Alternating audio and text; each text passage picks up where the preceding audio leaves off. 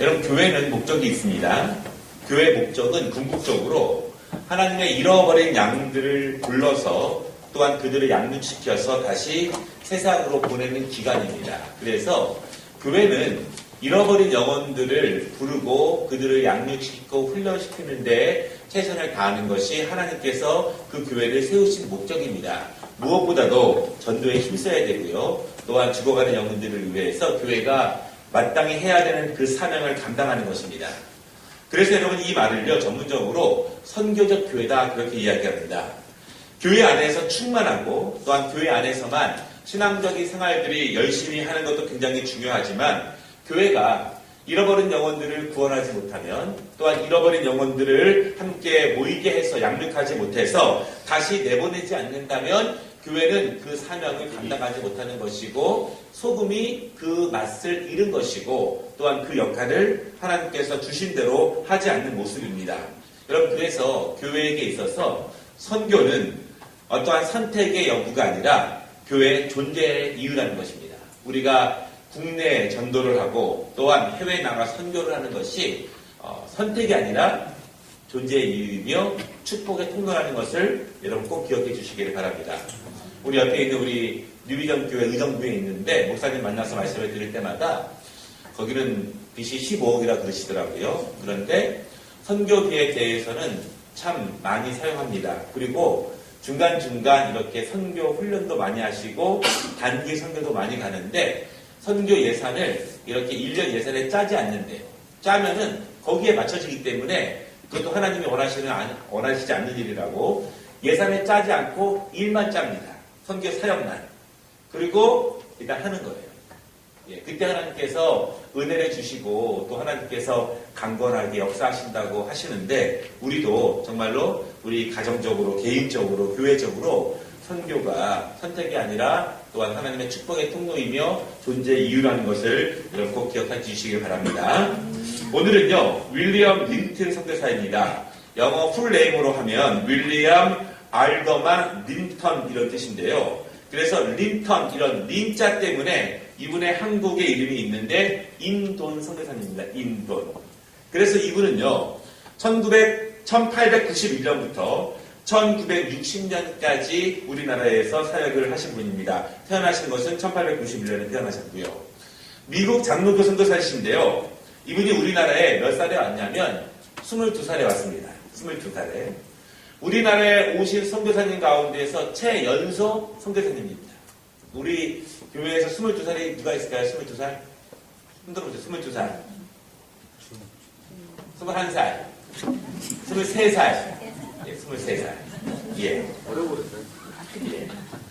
22살에 우리나라의 최연소 선교사로 한국에 와서 한국에서 48년 동안 사역을 하신 분입니다. 특별히 의료, 교육, 그리고 한국의 독립운동을 시작하는 데 있어서, 그리고 독립운동을 준비시키고 독립운동의 그 결과가 세계의 많은 나라들에게 나가도록, 전파되도록 그 역할을 감당했습니다.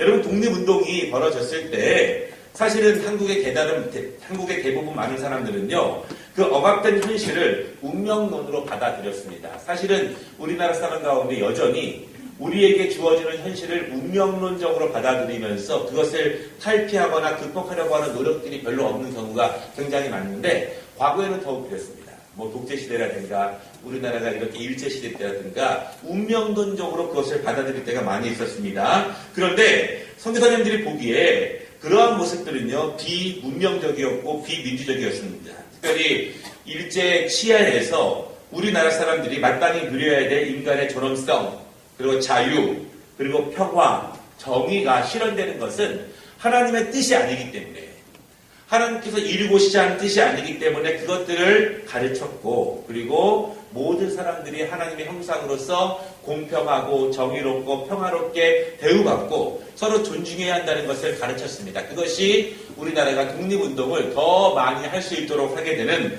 그런 중요한 계기가 되었습니다.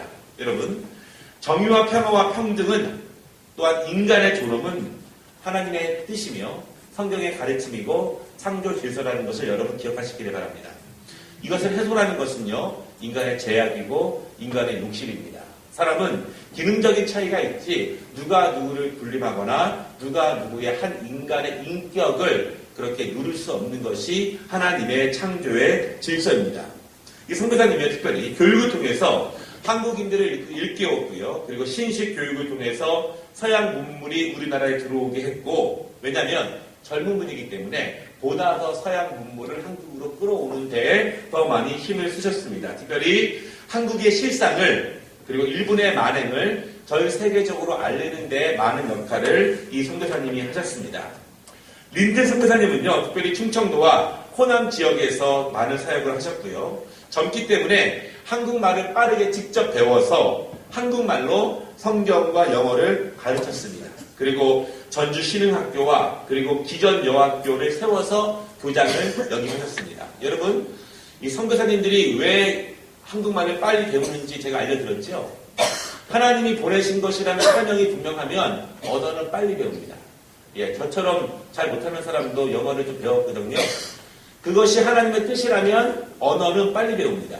사명감을 가지고 배우면 뭐든지 잘 배울 수 있습니다. 그런데 그 사명감, 하나님께서 나를 보내신다고 하는 것이 희미해지게 될 경우에는 잘 못 배우죠. 저한테 개인적으로 유학에 대해서 준비하러 문의하러 온 사람들이 사실은 한 200명쯤 됩니다.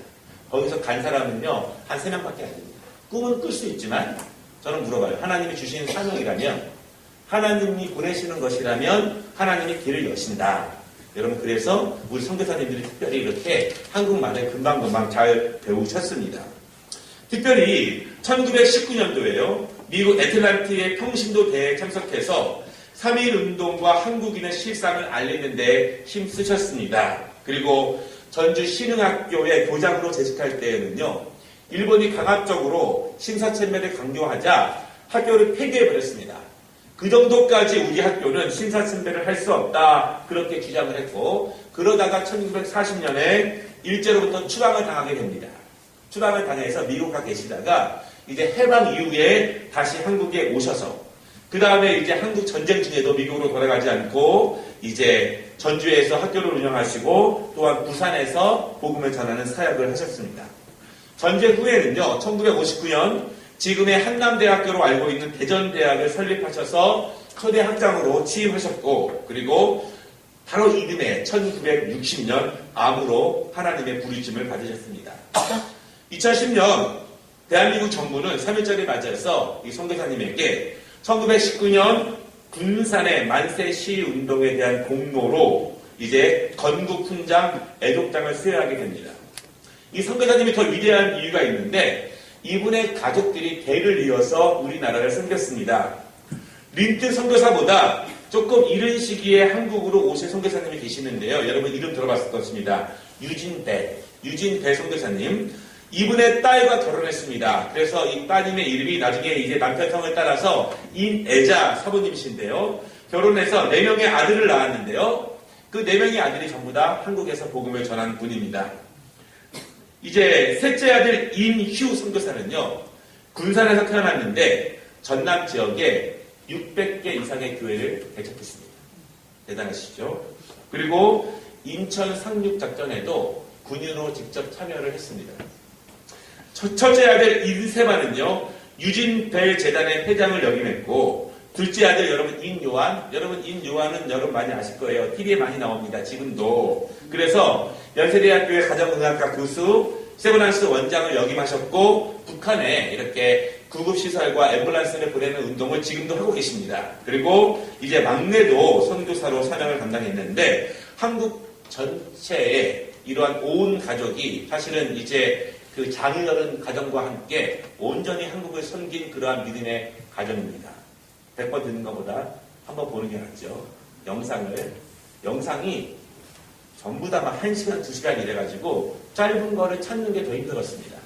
짧은데 제가 지금 이야기한 모든 말씀을 다 정리한 영상이 있습니다. 함께 영상을 보고 구이차 꺼주시고요. 예. 제가 그냥 앞뒤를 끊을 수도 있지만 다 보여드렸습니다. 제가 외국에 살면서 사실은 이제 저희 학교에도 뭐 케냐에서 온 친구들 막 이런 친구들이 있는데 그 친구들이 오기 위해서는 이제 미국에 있는 그 현지 교인들이 이렇게 두세 명씩 그룹을 모아서 그의 학비와 생활비를 전적으로 후원합니다. 선교를 하는데 사실 여러분 이렇게 지금도 그렇지만 이렇게 서양에 있는 선교사들이 우리나라를 도울 때 학교도 세우고 도울 때 이렇게 여유 있는 금액으로 헌금한 것이 아니라요. 실제로 지금도 보면 외식 줄이고 또 여가 줄이고 심의 줄이고 완전히 줄여서 그 선교금을 모아서 새로운 생명을 살리는데 그렇게 돕기 시작했습니다. 사실은 그렇게 이제 우리나라가 복음을 접해 들었고 사실은 이렇게 현대화되는데 그런 공로가 많이 있고요. 이름 없이 빚도 없이 그렇게 선교에 참여했습니다. 사실은 우리도 사실은 그런 마음이 필요합니다. 우리가 이렇게 선교할 때에도 여유 있는 것으로 생각하면 감당하기가 굉장히 어렵습니다. 그러나 그것이 하나님께서 기뻐하시는 것이고 하나님이 아시는 것이고 하나님께서 우리를 더욱더 풍성하게 하실 것이기 때문에 사실은 그러한 마음으로 우리가 감당하지 않으면 선교를 은혜롭게 감당하기가 참 어렵습니다. 이제 언제라고는 말씀을 못 드리겠지만 우리 교회도 이제 선교지에 교회도 우리가 세울 날이 있을 거고 또 학교도 후원하는 날이 있을 것입니다. 여러분 우리가 함께 그런 일을 할 때 여유 있게 하는 것이 아니라 우리 것 쫄라내 가면서 또 우리 교회도 예산을 줄여가면서 그렇게 하는 것이 사실은 우리가 받은 것이고 또한 하나님이 기뻐하시는 모습이라는 것을 여러분 기억해 주시면 좋겠습니다. 이렇게 수많은 선교사님들 평생을 걸쳐서 우리를 위해서 이렇게 수고하셨는데 참으로 하나님의 그 영광된 것을 알기 때문에 그렇게 감당하신 것입니다. 우리 오늘 선교 헌신 예배를 맞이해서 선교가 우리의 존재의 이유이며 또한 우리의 축복의 통로라는 것을 다시 한번 우리가 함께 믿음으로 기억하시면 좋겠습니다. 기도하겠습니다.